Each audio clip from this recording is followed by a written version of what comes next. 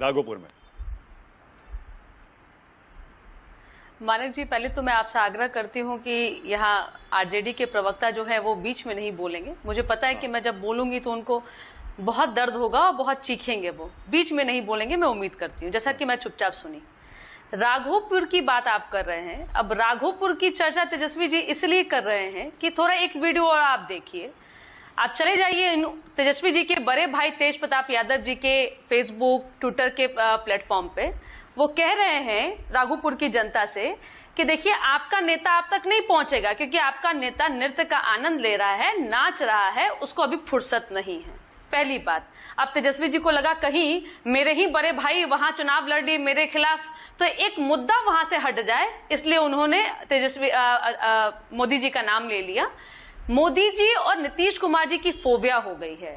कांग्रेस और आरजेडी अगर नीतीश कुमार जी का नाम ना ले, कई बार आप उनकी बात नहीं करे तो उनकी चर्चा ही नहीं खत्म होती है, उनकी यात्रा भी खत्म नहीं होती है। दूसरी बात, अभी आपने पूछा कि वोट अधिकार यात्रा जब निकला तो फिर बिहार अधिकार यात्रा की क्या जरूरत थी? तो मैंने आपके शो में पहले भी कहा है कि वोट अधिकार यात्रा तो था नहीं, वो कांग्रेस अधिकार यात्रा था।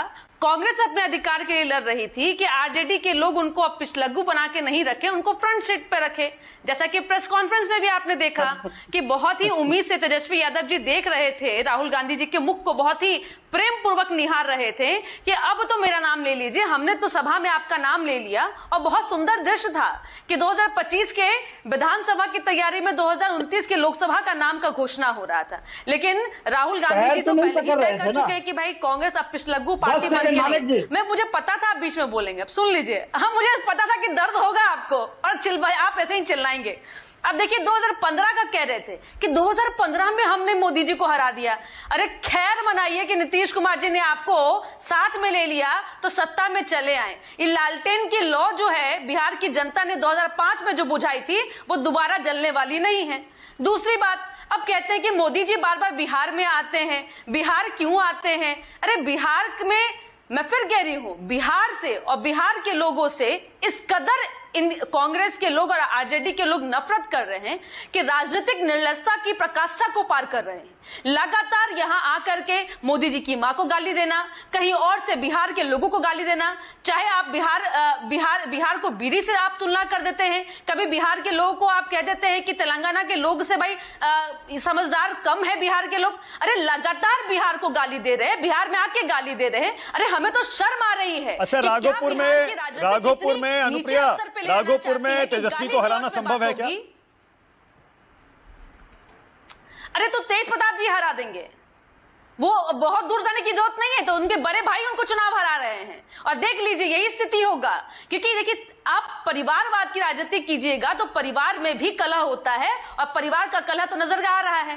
दूसरी बात जो मैं पूरी कर रही थी कि आदरणीय मोदी जी के आने से बिहार में लगातार जिस तरह से सौगातें मिल रही हैं, उसकी एक झलक तो लोकतंत्र के मंदिर में आपको देखने को मिला था। लोकसभा में जब बजट पेश हो रहा था, पूरे देश में विपक्ष कह रहा था India alliance Bihar budget, Bihar budget. अब बताइए बिहार को बजट मिल रहा है, बिहार के लोग डबल इंजन की सरकार का बेनिफिट उठा रहे हैं, तब ये कहते हैं बिहार में कुछ नहीं हो रहा है। अगर कुछ नहीं हो रहा था नवल जी, तो कैसे कहते हैं कि 17 महीने की सरकार आपने बिहार में लोगों को नौकरी और रोजगार दे दी? अरे कितना झूठ बोलिएगा और कब क्रेडिट लीजिएगा? अगर क्रेडिट लेना ही आपको था तो 90 से 2005 का लेते। अब एक बात और मैं बोलना चाहूंगी मानक जी, इन्होंने फॉर्म की बात की, माई बहन फॉर्म योजना की बात कर रहे थे। सिर्फ फॉर्म नहीं भरा रहे थे, 200 रुपया भी वसूल रहे थे। अरे ये तो चंदा वसूलने वाले व्यक्ति। जरा एक सेकंड आरपी सिंह का रिएक्शन लेते हैं। एक सेकंड अनुप्रिया, एक second Anupriya, alright, one second Naval, इसके बाद दे रहा हूं आपको। मानक जी लास्ट में अपनी बात को खत्म करें। हाँ बोलिए। मानक जी एक मिनट।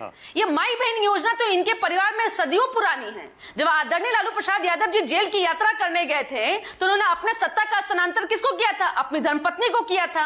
और 2015 में जब मुख्यमंत्री जी ने इनको मौका दिया सत्ता में आने का, तब दोनों बेटों को उन्होंने मंत्री बना दिया, बेटियों को राजनीतिक में ले आया। तो भाई माई बहन योजना तो इनकी माई बहन और पारिवारिक योजना तो सदियों से चली आ रही है। बिहार की जनता इनकी योजनाओं को, इनकी नीति नियत से। एक सेकंड रुकिएगा, एक सेकंड। आरपी सिंह जी मोदी जी को चुनौती दे रहे हैं तेजस्वी यादव, राघोपुर में आके चुनाव लड़ लो। नवल किशोर कह रहे हैं हरा देंगे। उनको बोलो नालंदा से जाकर चुनाव लड़कर देख लें एक बार।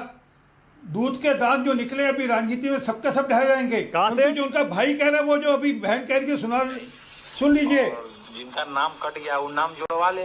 वोटर अधिकार में जो वोट लिस्ट से जिनका नाम कटा, सब है ना, ये लोग SIR का मुद्दा। वो कह रहे हैं कि ये सड़क पे डांस क्या कर रहे हैं, इनको करना है तो वोट अधिकार यात्रा क्या नहीं कर रहे हैं, करना है तो चलिए ना, बोलिए माधोपुर आइए। वो कह रहे, बुला रहे इनके भाई इनको माधोपुर में, जाए ना, हिम्मत करें चुनाव लड़ने की। नवल किशोर बोलिए, नवल मेरी किशोर। बात मैं मानक तुम्हारे चैनल पे कह रहा हूं, आज मैं चुनाव के बाद आपके चैनल पे बैठूंगा। मैं जिस दिन रिजल्ट आएगा उस दिन माधोपुर की उस दिन बात कर लेंगे इनके विधानसभा की।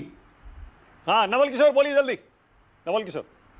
मानक जी, मैं अनुप्रिया जी को याद दिलाना चाहता हूँ कि तेजस्वी जी नीतीश जी की जैसा पैर तो नहीं छूते हैं ना, कभी पैर कभी हाथ पकड़ते हैं, कभी गमला सिर पे रखते हैं, ये सब काम तो नहीं करते हैं। हाँ, जहां तक आपने ये बात सही कहा कि जब नीतीश जी आए, जब नीतीश जी के साथ तेजस्वी जी आए, तो उनका कान पकड़ के और 10 लाख नौकरी का जो बात था वो गांधी मैदान से करवाए और 5 लाख नौकरी उन्होंने मिला। अब बताइए, भाषा देखिए, सुनिए पहले, फिर भाषा देखिए मानक जी, वन बाय वन।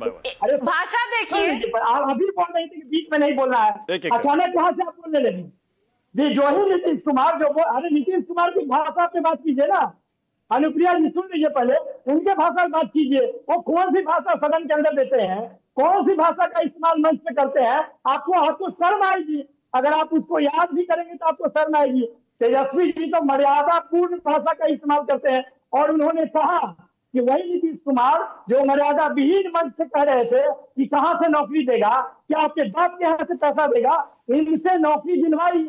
ये बात तो सही है ना? ठीक है, अच्छा एक सेकंड, ऑलराइट, एक सेकंड नवल, एक चीज और अनुप्रिया 1 सेकंड, 1 मिनट रुक जाइए। नवल, ये इंडिया पाकिस्तान का मैच होना चाहिए क्या? इंडिया को खेलना चाहिए क्या एशिया कप में या नहीं? वो तो पाकिस्तान को, वो तो नरेंद्र मोदी जी को और भारतीय जनता पार्टी को बताना चाहिए कि हिंदू मुसलमान कब उसको करना है और कहाँ करना है। यहाँ पर अमित शाह जी के बेटे का सवाल है, वहां पर निर्णय कुछ और होगा, और जहां पर ईद का भी है वहां पर नेता कुछ और होगा। नहीं अरे सीधे सीधे बताइए ना भाई, खेलना चाहिए इंडिया को या नहीं खेलना चाहिए, आपको क्या लगता है? नहीं, मैं तो कहता हूं कि कोई एक पॉलिसी अपनाना चाहिए। उनकी पॉलिसी क्या है ये तो बता दें। अरे 2008 से चल रही है नवल किशोर ये पॉलिसी, 2008 के 26/11 हमलों के बाद से चल रही है। हम आमने सामने का बायलैटरल द्विपक्षीय क्रिकेट नहीं खेलते, इंटरनेशनल टूर्नामेंट में खेलते हैं। तो फिर क्यों पीछ खोदते हैं भारतीय जनता पार्टी के लोग, क्यों पाकिस्तान को गाली देते हैं? ठीक है, ओके। अनुप्रिया आपका स्टैंड, इंडिया पाकिस्तान मैच होना चाहिए या नहीं होना चाहिए? अनुप्रिया बोलिए। मानक जी, मुझे लगता है कि देश की जो लड़ाई है आतंकवाद से है, और जिस लड़ाई को आदरणीय प्रधानमंत्री मोदी जी ने विश्व पटल पे ला करके वो सभी को एकजुट होकर के इसकी लड़ाई को मजबूत की है। अब हमें सामने वाले जो देश है उसको इतना भी चुनौती हमने दे दिया और समझा दिया है कि ऑपरेशन सिंदूर बंद नहीं हुई और चलते रहेगी। हाँ। एक बात मैं आपके डिबेट में जो बातें हुई उसकी मैं खेद प्रकट करना चाहूंगी, और मैं बोलूंगी कि नवल किशोर जी अपनी भाषा का मर्यादा का उल्लंघन कीजिएगा तो बिहार की जनता देख रही है कि आप किस तरह की बातें करिए। अरे कान पकड़ने की बात अगर कर रहे हैं ना, तो कान पकड़ा है बिहार की जनता ने आपका, और बताया है कि जमीन आपने नौकरी के बदले जो जमीन ली है उसका भी फॉर्म भरवा लीजिए। मानक जी पूछिए इनको कि नौकरी के बदले जो जमीन ली थी उसका भी एक फॉर्म का खाका बनाइए। ओके, शीतल सिंह अनंत विजय, ऑलराइट, अब रुक जाइए एक सेकंड, अनुप्रिया आप रुक जाइए प्लीज, अब रुक जाइए। ओके, शीतल जी आप देखेंगे ये मैच इंडिया पाकिस्तान का, होना चाहिए क्या? इंडिया को खेलना चाहिए या नहीं?